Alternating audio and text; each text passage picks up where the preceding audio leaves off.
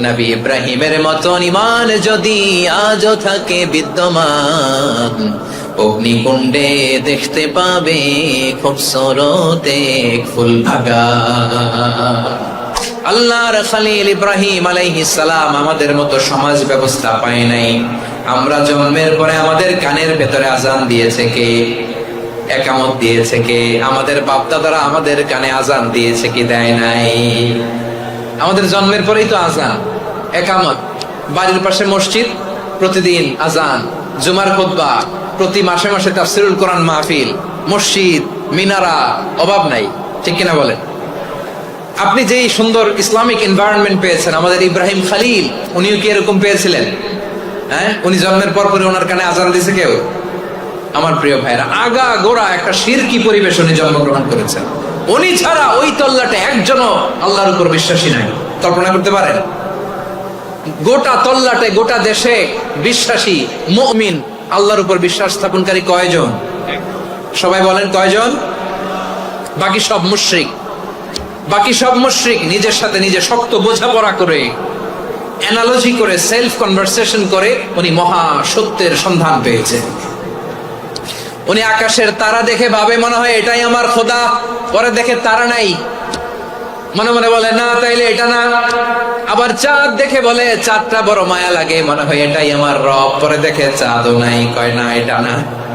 এরপরে দ্বিপ্রহরের জলজলে সূর্যটা খা খা করে গোটা পৃথিবীটারে রৌদ্র দিয়ে তাতিয়ে রাখে। তিনি ভাবলেন মনে হয় এটাই আমার রব, কারণ এটাই তো সবচেয়ে বড়। কিন্তু বিকেল বেলা ওই সূর্যটাও যখন চলে যায়, সাইয়েদনা ইব্রাহিম বলে না এটাও তো নাই, আমার খোদা যদি আমারে ছেড়ে চলে যায়, বিপদে পড়লে আমারে উদ্ধার করবে কে? এভাবে নিজের সাথে অ্যানালজি, সেলফ কনভারসেশন করতে করতে করতে তিনি মহা সত্যের সন্ধান পেয়েছেন। সুবহানাল্লাহ। সব শেষে তিনি ডিসিশন নিয়ে ঘোষণা দিলেন, ইন্নী ওয়াজ্জাহতু ওয়াজহিয়া লিল্লাযী ফাতারাস সামাওয়াতি ওয়াল আরদা হানিফান ওয়া মা আনা মিনাল মুশরিকিন। নিশ্চয় আমি এমন সত্তার দিকে মনোনিবেশ করলাম, মুখাপেক্ষী হলাম, যিনি আকাশ বানিয়েছেন, জমিন বানিয়েছেন, আমি মুশরিক নই। সুবহানাল্লাহ। পারতেন? আপনি পারতেন? কেউ নাই, লক্ষ লক্ষ মুশরিক, আপনি একা। ওনার মতো এরকম বিচক্ষণতা দিয়ে আল্লাহরে খুঁজে পাইতে পারতেন আপনি? কি নবী ছিল, আল্লাহকে খুঁজে পেয়েছে। যখন আল্লাহর ইবাদত শুরু করলো, এই কথা ছড়ায় পড়লো চারদিকে। নমরুদ সাইয়েদনা ইব্রাহিমকে ডেকে পাঠালেন। নমরুদ বলে, ইব্রাহিম তুমি নাকি মূর্তির পূজা না করে কোন নতুন রবের ইবাদত করো, কে তোমার রব? সাইয়েদনা ইব্রাহিম বললেন, রব্বি আল্লাযী ইউহয়ী ওয়া ইউমীত, আমি এমন রবের ইবাদত করি যিনি জীবন দেন, যিনি মৃত্যু দেন। নমরুদ বলে, তাই নাকি? তোমার রব জীবন দেয়, মৃত্যু দেয়, আর এটা তো আমি দেই, আমিও তো জীবন দেই, আমিও তো মৃত্যু দেই। সাইয়েদনা ইব্রাহিম বললেন, কেমন করে তুমি জীবন দাও, মৃত্যু দাও, একটু দেখাও তো। নমরুদ জেলখানা থেকে দুজন কয়েদিকে ডেকে আনলো। কয়েদি এনে অর্ডার করলো, একটাকে এখনই শিরোচ্ছেদ, হেড অফ, ডেথ পেনাল্টি, মৃত্যুদণ্ড দেয়া হলো, ফিনকি দিয়ে রক্ত বেরোলো। নমরুদ বলে, দেখো দুজনকে ধরে আনলাম, একজন কয়েদিকে দিলাম ডেথ পেনাল্টি, মৃত্যুদণ্ড, ওরে মৃত্যু দিলাম, আরেকজন যে দাঁড়িয়ে আছে, চাইলে ওরেও আমি মৃত্যুদণ্ড দিতে পারি, কিন্তু না, ওরে আমি দিব না, ওরে আমি বাঁচাইয়া দিলাম, ছেড়ে দিলাম, মানে জীবন দিলাম। দেখো ইব্রাহিম, তোমার চোখের সামনে একজনরে মৃত্যু দিলাম, আরেকজনরে জীবন দিলাম। আপাত দৃষ্টিতে তাই তো, একজনরে তো জীবন দিল, আরেকজনরে মৃত্যু দিল। সাইয়েদনা ইব্রাহিম আবার বিপাকে পড়ে গেলেন। কিন্তু এক একজন নবীকে আল্লাহ এমন উইজডম বিচক্ষণতা দিয়ে এই জমিনে পাঠিয়েছেন, মুহূর্তের মধ্যে আল্লাহর খলিল ইব্রাহিম বললেন, ফাইন্নাল্লাহা ইয়াতি বিশ-শামসি মিনাল মাশরিকি ফাতি বিহা মিনাল মাগরিব ফাবুহিতাল্লাযী কাফার। আল্লাহর খলিল ইব্রাহিম বললেন, নমরুদ বুঝলাম তুমি জীবন দাও, মৃত্যু দাও, দেখলাম, কিন্তু আমার রব, আমার আল্লাহ প্রতিদিন সকালবেলা উষা লগ্নে ওই পূর্ব দিগন্ত থেকে সূর্যটাকে উদিত করেন, সাঁঝের বেলা, বিকেল বেলা, কুথুরি লগ্নে, সন্ধ্যা বেলা ওই দ্বিপ্রহরের জল জলে সূর্যটাকে পশ্চিম দিগন্তে ডুবিয়ে দেন। মানে সকালবেলা পূর্ব দিক থেকে উদিত করা সূর্যটাকে পশ্চিম দিকে বিকেলে তিনি ডুবিয়ে দেন। তুমি যদি পারো ওই সূর্যটাকে পশ্চিম দিক থেকে উদিত করে পূর্ব দিকে ডুবিয়ে দাও। সুবহানাল্লাহ পড়বেন না? দেখেন, ইনস্ট্যান্ট ইন্টেলেক্ট, মুহূর্তে বিচক্ষণতা, উইজডম কাকে বলে? নমরুদ পারবে? নমরুদের বাপ পারবে? ওর দাদা, ওর 14 গোষ্ঠী, গোটা বিশ্বের সব ক্ষমতাধর রাষ্ট্রনায়করা একসাথে হলে পারবে? ফাবুহিতাল্লাযী কাফার, পারে নাই, ব্যর্থ হয়েছে। এবার তেলে বেগুনে জ্বলে উঠেছে, রেগে মেগে আগুন বলে ফালকুহু ফিল জাহিম। ওর সাথে তর্ক নাই, না পেরে এবার এটারে আগুনে ফেলা। বিশাল বিশাল গাছ কেটে লাকড়ি এনে আগুনের কুণ্ডলি বানানো হলো, দাউ দাউ দাউ দাউ করে আগুন জ্বলে। আল্লাহর খলিল ইব্রাহিমকে আগুনে নিক্ষেপ করা হবে। আল্লাহর খলিল সাইয়েদনা ইব্রাহিমের হাতের মধ্যে রশি দিয়ে টাইট করে বাঁধা হলো, পায়ের মধ্যেও টাইট করে রশি দিয়ে বাঁধা হলো। আল্লাহর খলিল ইব্রাহিমকে আগুনের কুণ্ডলির মধ্যে ফেলা হবে।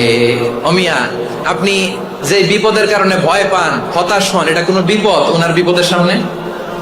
পটুয়াখালী আওয়াজ করে বলুন, সাইয়েদনা খলিল ইব্রাহিমের সামনে, বিপদের সামনে আমাদের বিপদগুলো কোনো বিপদ?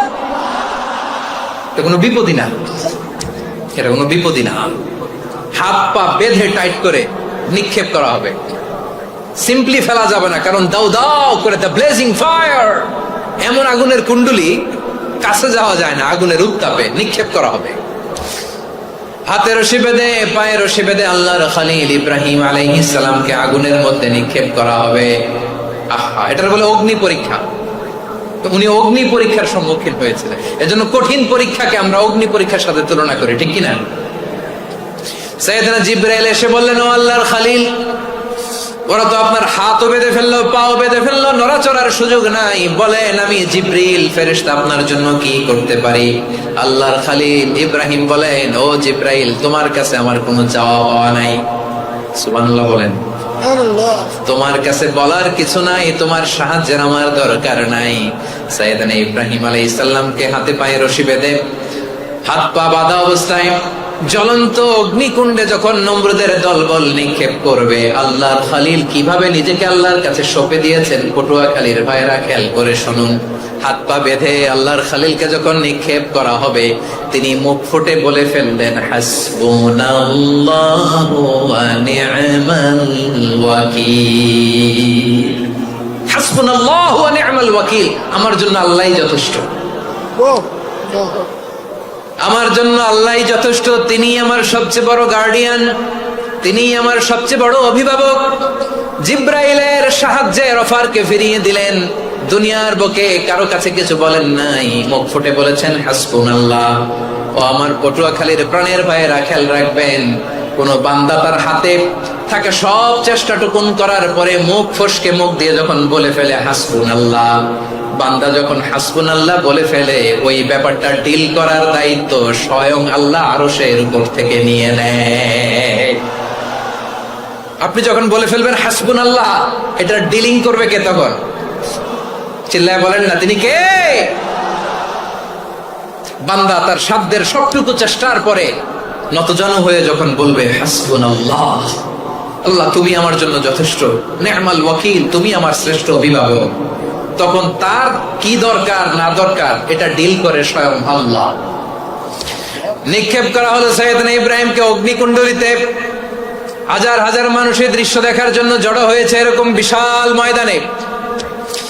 কিন্তু কি অবাক করা ঘটনা, সবাই ভয় পাচ্ছিল, না জানে কি হয়ে যায়। আল্লাহর খলিলকে যখন আগুনের কুণ্ডলিতে নিক্ষেপ করা হয়, আল্লাহর খলিল ইব্রাহিম আগুনের কুণ্ডলীর মধ্যে বসে বসে মানুষগুলোর দিকে তাকিয়ে হাসতে শুরু করে দেয়।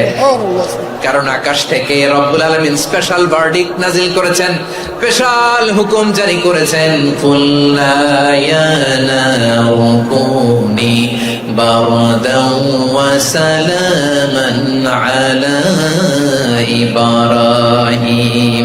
ও আগুন, খবরদার, সৃষ্টি শুরু থেকে তোকে একটা ধর্ম আমি বাতলে দিয়েছিলাম, তোর ধর্ম আগুনের ধর্ম হলো যা পাবে জ্বালিয়ে সারখার করবে। আল্লাহ বলল, আগুন তোর ধর্ম দিয়েছিলাম তুই সব জ্বালিয়ে পুড়িয়ে সারখার করে দিবি, কিন্তু ক্ষণিকের জন্য আমি তোর জ্বালিয়ে দেওয়ার ক্ষমতাটাকে কেড়ে নিলাম, জ্বালিয়ে ভস্ম করে দেওয়ার ক্ষমতা আমি কেড়ে নিলাম। কুনি বারদান, ঠান্ডা হয়ে যা, কিন্তু এত বেশি ঠান্ডা হবি না আবার আমার ইব্রাহিমের জন্য সর্দি লেগে না যায়। সুবহানাল্লাহ, এত আস্তে বললে হবে? কুনি বারদান, বারদ মানে বরফ, ঠান্ডা, ঠান্ডা হ, কিন্তু এত ঠান্ডা হবি না যাতে আমার ইব্রাহিমের কষ্ট হয়। আগুন বলে, আল্লাহ একবার বললাম ঠান্ডা হ, আবার বলো এত ঠান্ডা হবি না যাতে খলিলের সর্দি না লাগে। কেমন ঠান্ডা হব, কেমন এনভায়রনমেন্ট তৈরি করে দেব বলো? আল্লাহ বললেন, সালামান আলা ইব্রাহিম, আমার খলিল, আমার কলিজা, আমার ইব্রাহিমের জন্য তুই জান্নাতের গুলবাগ